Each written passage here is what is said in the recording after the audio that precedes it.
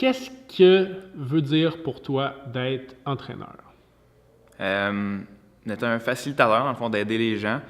Il y a une bonne partie qui va par l'entraînement, par l'exercice, évidemment.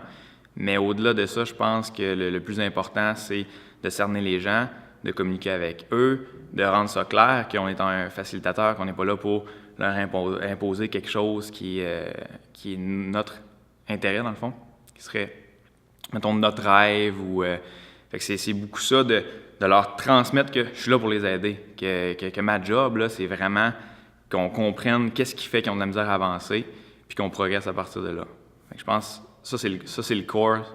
Le reste, ça suit, je pense, ça vient comme naturellement.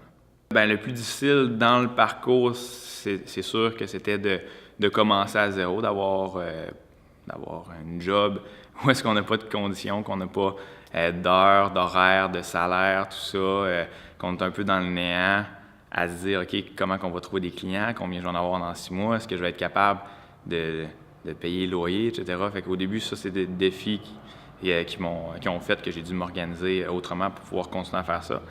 C'est un défi aussi, c'est de se poser la question, c'est vraiment ça que je veux faire dans la vie, de coacher, d'aider les gens, puis de me donner autant de misère pour arriver à cette fin-là. Fait que c'est venu à me questionner sur pourquoi je le fais.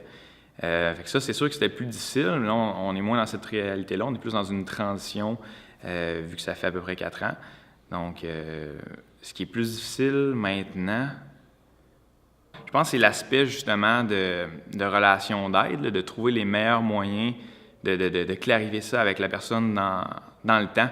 Donc, quelqu'un de nouveau qui commence, de lui montrer que je suis facilitateur, que je le comprends, que je comprends un peu sa personnalité, qu'est-ce qui le challenge positivement, de transmettre ça à la personne que, OK, je la comprends du mieux que je peux, en tout cas, puis que mon but, c'est de construire avec ça, c'est de dire, bien, voici comment tu es, voici comment qu'on peut, avec des principes d'entraînement, etc., faire en sorte que tu aies du fun puis que je puisse t'aider au maximum. Puis ça, c'est vrai au début du processus, mais c'est aussi vrai 6 mois, 2 ans, 3 ans après que la personne ait commencé. Puis je pense que c'est ma job de suivre mes clients, d'avoir un peu de constance dans le temps au niveau des suivis privés, par exemple, pour pouvoir continuer à leur dire que c'est encore ça, mon objectif, mon rôle, dans le fond, là, ma job. Qu'est-ce que tu trouves le plus gratifiant dans ta job?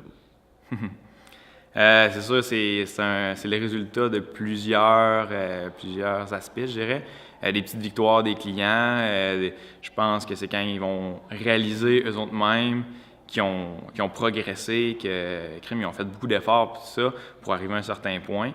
Je sais pas, mais ils réussissent quelque chose de nouveau qu'ils ont jamais fait. Puis là, dans leur regard, on voit qu'ils sont heureux, on voit qu'ils sont fiers, on voit que ce qu'ils voulaient réussir au départ, ça se manifeste, mais juste naturellement.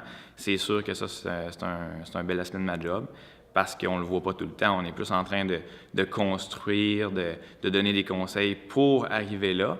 Mais s'il n'y a pas de petits moments comme ça, j'ai l'impression que comme coach, on s'enligne pas de la bonne façon. C'est ça, c'est des petites victoires au quotidien, de vraiment voir la personne qui se développe, qui est contente de le faire. Cool.